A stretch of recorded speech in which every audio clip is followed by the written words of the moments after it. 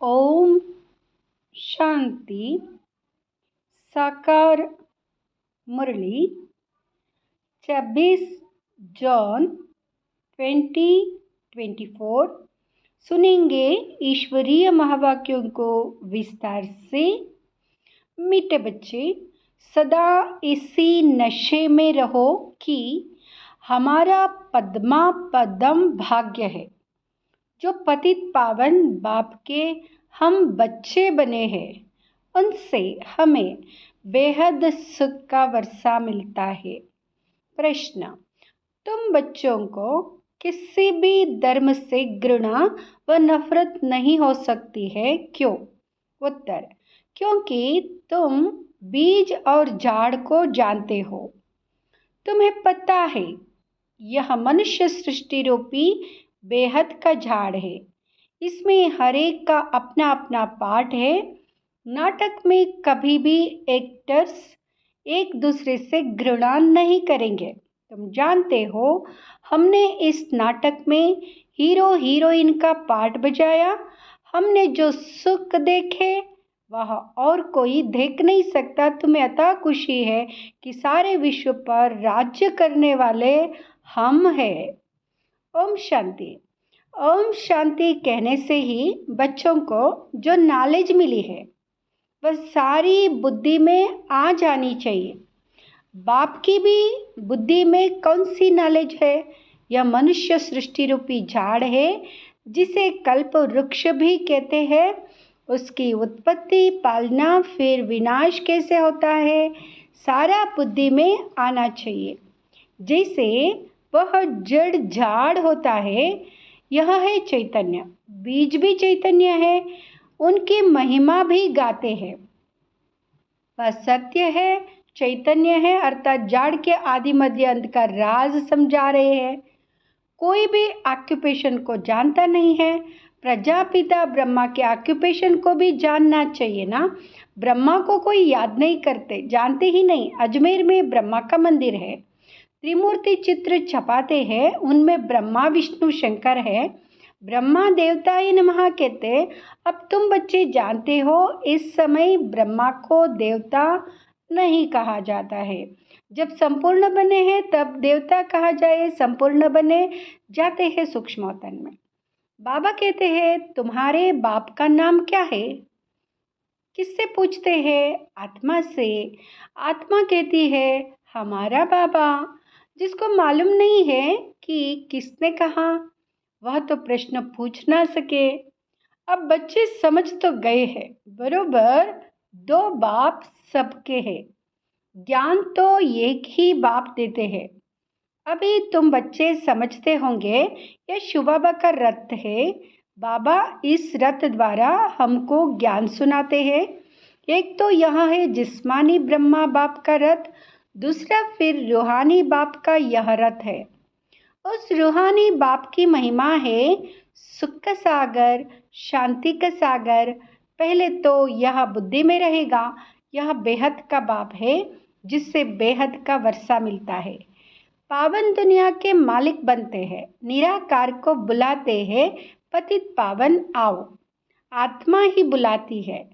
जब पावन आत्मा है तब नहीं पुकारते, पतित है तो पुकारते हैं। अब तुम आत्मा जानती हो, वह पतित पावन बाप इस तन में आया है। यह भूलना नहीं है, हम उनके बने हैं। यह सौभाग्य तो क्या, पदम भाग्य की बात है। फिर उस बाप को भूलना क्यों चाहिए? इस समय बाप आए हैं, यह नई बात है। शिव जयंती भी हर वर्ष मनाई जाती है, तो जरूर वह एक बार ही आते हैं।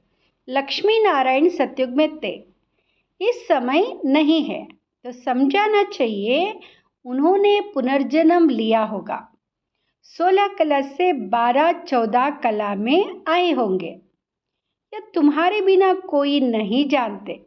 सतयुग कहा जाता है नई दुनिया को, बस सब कुछ नया ही नया है। देवता धर्म नाम भी गाया जाता है, पर देवता ये जब वामार्ग में जाते हैं तो फिर उनको नया भी नहीं तो देवता भी नहीं कह सकते। कोई भी ऐसे नहीं कहेंगे कि हम उनकी वंशावली के हैं। अगर अपने को उस वंशावली के समझते तो फिर उन्हों की महिमा अपनी निंदा क्यों करते? महिमा जब करते हैं तो ज़रूर उन्हों को पवित्र, अपने को अपवित्र, पतित समझते हैं।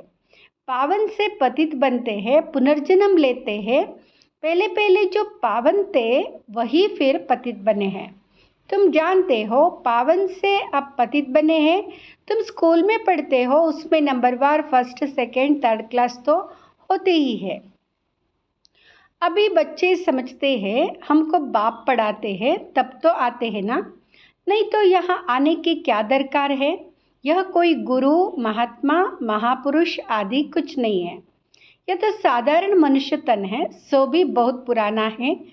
बहुत जन्मों के अंत में प्रवेश करता हूँ और तो कोई इनकी महिमा नहीं, सिर्फ इसमें प्रवेश करता हूँ तब इनका नाम होता है। नहीं तो प्रजापिता ब्रह्मा कहाँ से आया? मनुष्य मूझते तो ज़रूर है ना। बाप ने तुमको समझाया है तब तुम औरों को समझाते हो। ब्रह्मा का बाप कौन? ब्रह्मा विष्णु शंकर, उन्हों का रचयिता यह शिव बाबा है। बुद्धि ऊपर चली जाती है। परमपिता परमात्मा जो परमधाम में रहते हैं उनकी यह रचना है। ब्रह्मा विष्णु शंकर का ऑक्यूपेशन अलग है। कोई आपस में 3-4 होते हैं, सबका ऑक्यूपेशन अपना अपना होता है। पार्ट हर एक का अपना अपना है। इतनी करोड़ों आत्माएं हैं, एक का पार्ट ना मिले दूसरे से। यह वंडरफुल बातें समझी जाती है। कितने ढेर मनुष्य है। अभी चक्र पूरा होता है, अंत है ना, सब वापस जाएंगे। फिर से चक्र रिपीट होना है। बाप यह सब बातें भिन्न भिन्न प्रकार से समझाते रहते हैं। नई बात नहीं कहते, कल्प पहले भी समझाया था। बहुत लवली बाप है। ऐसे बाप को तो बहुत प्यार से याद करना चाहिए। तुम भी बाप के लवली बच्चे हो ना। बाप को याद करते आए हो। पहले सब एक ही पूजा करते थे, भेदभाव की बात नहीं थी। अभी तो कितना भेदभाव है। यह राम के भगत है, यह कृष्ण के भगत है। राम के भगत धूप जगाते तो कृष्ण का नाक बंद कर देते हैं। ऐसी भी कुछ बातें शास्त्रों में है। वह कहे हमारा भगवान बड़ा, वह कहे हमारा बड़ा। दो भगवान समझ लेते तो रंग होने कारण सब अनराइटियस काम ही करते हैं। बाप समझाते हैं बच्चे, भक्ति भक्ति है, ज्ञान ज्ञान है। ज्ञान का सागर एक ही बाप है, बाकी वह सब है भक्ति के सागर। ज्ञान से सद्गति होती है। अभी तुम बच्चे ज्ञानवान बने हो। बाप ने तुम्हें अपना और सारे चक्र का भी परिचय दिया है जो और कोई दे ना सके। इसलिए बाप कहते तुम बच्चे हो स्वदर्शन चक्रधारी। परमपिता परमात्मा तो एक ही है, बाकी सब बच्चे ही बच्चे हैं। परमपिता अपने को कोई कह ना सके। जो अच्छे समझदार मनुष्य है समझते हैं यह कितना बड़ा ड्रामा है। उनमें सब एक्टर्स अविनाशी पार्ट बजाते हैं। वह छोटे नाटक तो विनाशी होते हैं। यह है अनादि अविनाशी, कभी बंद होने वाला नहीं है। इतनी छोटी आत्मा, इतना बड़ा पार्ट मिला हुआ है। शरीर लेने और छोड़ने का और पार्ट बजाने का। यह बातें कोई शास्त्रों में नहीं है। अगर इसको किसी गुरु ने सुनाया होता तो उनके और भी फॉलोअर्स होते ना। सिर्फ एक फॉलोअर क्या काम का? फॉलोअर तो वह जो पूरा फॉलो करे। इनकी ड्रेस आदि तो वह है नहीं, कौन कहेंगे शिष्य? यह तो बाप बैठ पढ़ाते हैं, बाप को ही फॉलो करना है। जैसे बारात होती है ना, शिव की भी बारात कहते हैं। बाबा कहते हैं यह हमारी बारात है। तुम सब भक्तियाँ हो, मैं हूँ भगवान। तुम सब सजनियाँ हो, बाबा आया है तुमको श्रृंगार कर ले जाने। कितनी खुशी होनी चाहिए। अब तुम सृष्टि के आदि मध्य अंत को जानते हो। तुम बाप को याद करते करते पवित्र बन जाते हो। तो पवित्र राजाई मिलती है। बाप समझाते हैं, मैं आता ही हूँ अंत में, मुझे बुलाते ही है पावन दुनिया की स्थापना और पतित दुनिया का विनाश कराने। इसलिए महाकाल भी कहते हैं। महाकाल का भी मंदिर होता है। काल के मंदिर तो देखते हैं ना, शिव को काल कहेंगे ना। बुलाते हैं कि आकर पावन बनाओ, आत्माओं को ले जाते हैं। बेहद का बाप कितनी ढेर आत्माओं को लेने के लिए आए हैं। काल काल महाकाल सब आत्माओं को पवित्र गुलगुल बनाकर ले जाते हैं। गुलगुल बन जाए तो फिर बाप भी ले चलेंगे गोद में। अगर पवित्र नहीं बनेंगे तो सजाएं खानी पड़ेंगी। फर्क तो रहता है ना। पाप रह जाते हैं तो फिर सजा खानी पड़े। पद भी ऐसा मिलता है। इसलिए बाप समझाते हैं, मीठे बच्चों बहुत बहुत मीठा बनो। श्री कृष्ण सबको मीठा लगता है ना। कितना प्रेम से श्री कृष्ण को झुलाते हैं। ध्यान में श्री कृष्ण को छोटा देख झट गोद में उठाकर प्यार करते हैं। वैकुंठ में चले जाते हैं। वहाँ श्री कृष्ण को चैतन्य रूप में देखते हैं। अभी तुम बच्चे जानते हो सचमुच वैकुंठता हम भविष्य में यहाँ बनेंगे। श्री कृष्ण पर कलंक लगाते हैं, वह सब रांग है। तुम बच्चों को पहले नशा चढ़ना चाहिए। शुरू में बहुत साक्षात्कार हुए थे, फिर पिछाड़ी में बहुत होंगे। ज्ञान कितना रमणीक है, कितनी खुशी रहती है। भक्ति में तो कुछ भी खुशी नहीं रहती। भक्ति वालों को यहाँ थोड़े ही मालूम रहता है कि ज्ञान में कितना सुख है। बेंट कर ना सके। तुम बच्चों को पहले यहाँ नशा चढ़ना चाहिए। यह ज्ञान सिवाय बाप के कोई भी ऋषि मुनि आदि दे नहीं सकते। लौकिक गुरु तो किसको भी मुक्ति जीवन मुक्ति का रास्ता बता नहीं सकते। तुम समझते हो कोई भी मनुष्य गुरु हो नहीं सकता जो कहे हे आत्माएं। बच्चों मैं तुमको समझाता हूँ। बाप को तो बच्चे बच्चे कहने की प्रैक्टिस है। जानते हैं यह हमारी रचना है। यह बाप भी कहते हैं मैं सबका रचयिता हूँ, तुम सब भाई भाई हो। उनको पाठ मिला है, कैसे मिला है वह बैठ समझाते हैं। आत्मा में ही सारा पाठ भरा हुआ है। जो भी आत्मा में ही सारा पाठ भरा हुआ है। जो भी मनुष्य आते हैं 84 जन्मों में कभी एक जैसे फीचर्स मिल ना सके। थोड़ी थोड़ी चेंज होती ज़रूर है। तत्व भी सतो रजो तमो होते जाते हैं। हर जन्म के फीचर्स एक ना मिले दूसरे से, यह भी समझने की बातें हैं। बाप रोज़ समझाते रहते, मीठे बच्चे बाप में कभी संशय नहीं लाओ। संशय और निश्चय 2 अक्षर है ना। बाप माना बाप, इसमें संशय तो हो ना सके। बच्चा कह ना सके कि मैं बाप को याद नहीं कर सकता हूँ। तुम घड़ी घड़ी कहते हो योग नहीं लगता। योग अक्षर ठीक नहीं है। तुम तो राज ऋषि हो। ऋषि अक्षर पवित्रता का है। तुम राज ऋषि हो तो ज़रूर पवित्र होंगे। थोड़ी बात में फेल होने से फिर राजाई मिल ना सके, प्रजा में चले जाते हैं। कितना घाटा पड़ जाता है। नंबरवार पद होते ना, एक का पद ना मिले दूसरे से। यह बेहद का बना बनाया ड्रामा है। सिवाय बाप के कोई समझा ना सके। तो तुम बच्चों को कितनी खुशी होती है। जैसे बाप की बुद्धि में सारा ज्ञान है, वैसे तुम्हारी बुद्धि में भी है। बीज और झाड़ को समझना है। मनुष्य सृष्टि का झाड़ है। इनके साथ बनेन ट्री का मिसाल बिल्कुल एक्यूरेट है। बुद्धि भी कहती है हमारा आदि सनातन देवी देवता धर्म का जो तुर था वह प्रायलोप हो गया है। बाकी सब धर्मों की टालटालियाँ आदि खड़ी है। ड्रामानुसार यह सब होना ही है। इसमें घृणा नहीं आती।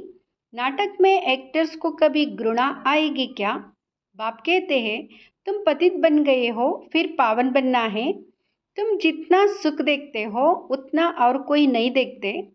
तुम हीरोइन हो, विश्व पर राज्य पाने वाले हो, तो अतः खुशी होनी चाहिए ना। भगवान पढ़ाते हैं कितना रेगुलर पढ़ना चाहिए। इतनी खुशी होनी चाहिए, बेहद का बाप हमें पढ़ाते हैं, राजयोग भी बाप ही सिखलाते हैं। कोई शरीरदारी तो सिखला ना सके, बाप ने आत्माओं को सिखलाया है, आत्मा ही धारण करती है। बाप एक बार ही आते हैं पाठ बजाने, आत्मा ही पाठ बजाकर एक शरीर छोड़ दूसरा लेती है। आत्माओं को बाप पढ़ाते हैं, देवताओं को नहीं पढ़ाएंगे, वह तो देवता ये ही पढ़ाएंगे। संगम युग पर बाप ही पढ़ाते हैं। पुरुषोत्तम बनाने के लिए तुम ही पढ़ते हो। यह संगम युग एक ही है। जब तुम पुरुषोत्तम बनते हो, सत्य बनाने वाला, सत्य की स्थापना करने वाला एक ही सच्चा बाबा है, एक ही सच्चा बाबा है। अच्छा, मीठे मीठे सिकिलदे बच्चों प्रति माता पिता बाप दादा का याद प्यार और गुड मॉर्निंग। रूहानी बाप की रूहानी बच्चों को नमस्ते। हम रूहानी बच्चों की रूहानी माता पिता बाप दादा को याद प्यार, गुड मॉर्निंग और नमस्ते। शुक्रिया बाबा, शुक्रिया। धारणा के लिए मुख्य सार। फर्स्ट, संगम युग पर डायरेक्ट भगवान से पढ़ाई पढ़कर ज्ञानवान आस्तिक बनना और बनाना है। कभी भी बाप व पढ़ाई में संशय नहीं लाना है, पढ़ाई में संशय नहीं लाना है। दूसरा, बाप समान लवली बनना है। भगवान हमारा श्रृंगार कर रहे हैं, इस खुशी में रहना है। किसी भी एक्टर से घृणा व नफरत नहीं करनी है। हर एक का इस ड्रामा में एक्यूरेट पार्ट है, हर एक का इस ड्रामा में एक्यूरेट पार्ट है। वरदान, सेवाओं की प्रवृत्ति में रहते बीच बीच में एकांतवासी बनने वाले अंतर्मुखी भाव।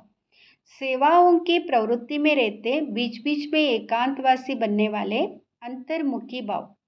साइलेंस की शक्ति का प्रयोग करने के लिए अंतर्मुखी और एकांतवासी बनने की आवश्यकता है।